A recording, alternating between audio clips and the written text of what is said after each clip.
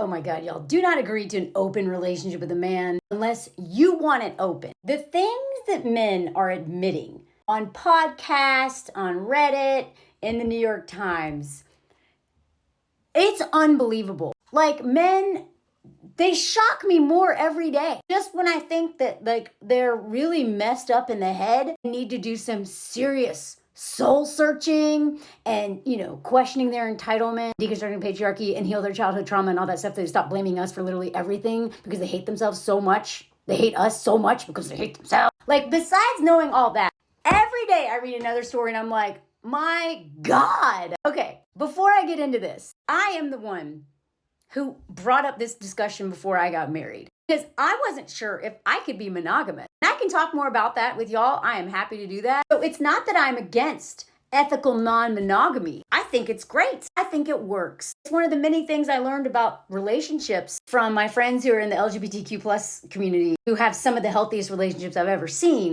The reason why it doesn't work out in most straight couples is because of men's entitlement. That's it. That's why it doesn't work out. So you need to be very careful if you decide to marry a man. And this discussion happens, if he is insisting on an open relationship and you don't really want that, and you don't want that, because sometimes that can change. You should not agree to that because this man is going to cheat on you. Both people have to be on the same page about this or it's not going to work out. What I mean on the same page is both people have to agree that it's totally okay. Not one person agreeing so that this person will marry them, but they're actually not okay with it and hoping that it won't ever happen. So first of all, title of this article, my wife once agreed to an open relationship. Can I hold her to it? The reason why he wants to open this up. That is what is so disturbing about this. The reason why he now wants to open it up. So we became pregnant soon after we met. Okay, right out of the gate, you're probably gonna struggle. Because my guess is you got married because of the pregnancy, not because this isn't just about men, this is actually about women. Because we can't change men. What we can start to do is really think things through before we make one of the most important decisions of our lives, which is linking ourselves to a man, our predator, our exploiter under patriarchy. So, having a kid with a man, boom, now you are linked to this man forever. And he sounds like a selfish prick, and you're gonna have to co-parent with him even if you don't marry him. Great. So already maybe not set up great, but it could work out, except back then their relationship was fluid and non-monogamous. We agreed to raise the child together, and I know that I am assuming this is a man. This could be a woman. I'm open to that, but you'll see why I'm almost certain this is a man. So at my urging to have an open relationship. So sounds like she agreed to it because he insisted. However, our relationship since has been monogamous. My wife was injured during the birth of our second child and now finds schmegs painful and avoids it. In parentheses, we had a terrific schmegs life before the injury. Honestly, I don't think you did. I'm questioning that statement. You may have thought it was great, but I'm seeing how selfish this dude is. Probably was not a good lover. Like most men are not. Cishet men don't have a great track record, especially in the United States. When I broached the topic of having other partners and reminded her of our agreement to have an open relationship, she became irritated. Instead, having kids changed things. Subsequent discussions resulted in a stalemate. Because, you and your partner at war. God, everything's about war. I very much listen to this crap. I very much enjoy my wife's company, and I love her and our 2 kids. I should hope so, buddy. I hope that you enjoy your wife's company. The fact that he felt the need to say that says a lot. I had no intentions of separating from my family. Just to be clear. Nonetheless, I harbor resentment that my wife reneged on her commitment to me, and this, together with the lack of schmex, is creating a wedge between us. She's creating this wedge. Her and her silly birth trauma is creating a wedge, and she's given me no choice but cheat. And ask the New York Times if I can feel good about myself for cheating. Like, look at this. Oh my God. Would it be ethical to take a mistress? Given her earlier promise that she promised she won't. And if so, can I do this discreetly so as to not avoid tension and perhaps a divorce? So this man literally wrote into the New York Times and being like, see, she's got birth trauma. She almost died giving birth.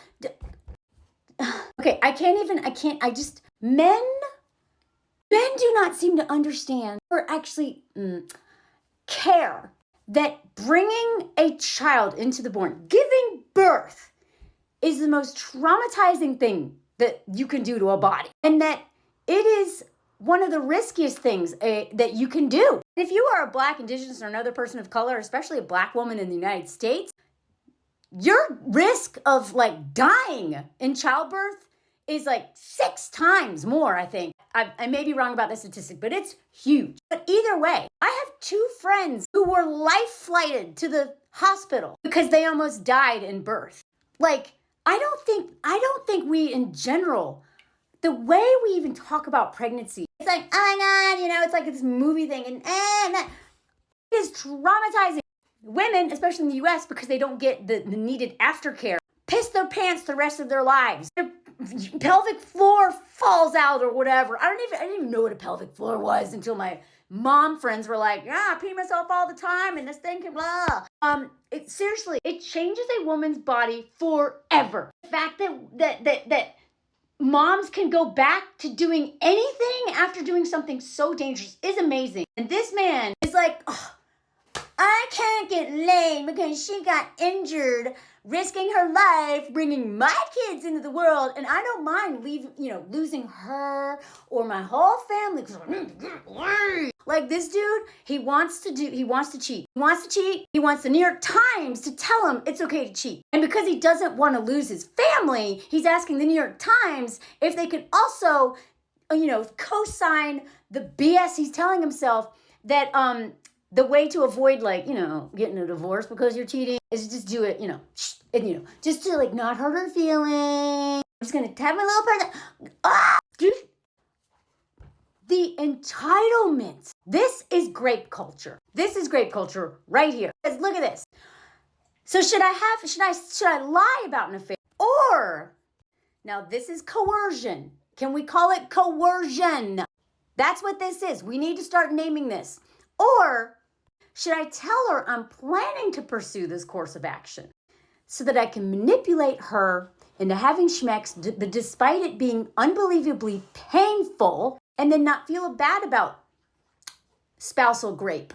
Because that's what that is. When you are manipulating your partner into having schmegs with you, with your moods and your guilt trip and all kinds of lies, that is grape. That is coercion. And then he's like, or, does this inherent risk of infidelity mean I should just accept mere celibacy indefinitely? So, I don't know. This response from the ethicists, I'm not going to spend a little bit of time on their response, but calls out that ethical non-monogamy requires open channels of communication and consent that's more than resigned submission. I'm glad they use the word consent, because if you are out there cheating on your wife, that means first of all, you're exposing her to all kinds of STDs. She does not know that you're having schmegs with someone else, so she's probably not making you wear a rubber. The other thing is that if you decide to not cheat and you decide to use the threat of cheating to get her to fork you again, that is also robbing her of consent. That's coercion, baby.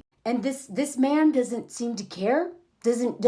Men so badly want to think that all this Me Too stuff and grape culture, that it's all these men jumping out of bushes and attacking us. No, it's usually our boyfriends or our husbands. A friend we trusted that we made the mistake of passing out in front of, and then he did stuff to us in our sleep while we were drunk. The man most likely to grape you is your husband or your boyfriend or dad, grandpa, brother, uncle, a family member, the man in the home. And this man just admitted to all of us he wants to coerce his wife into schmegs. She broke her promise of an open relationship, that she lied and made a false promise. She almost died in childbirth. And, it's not fair.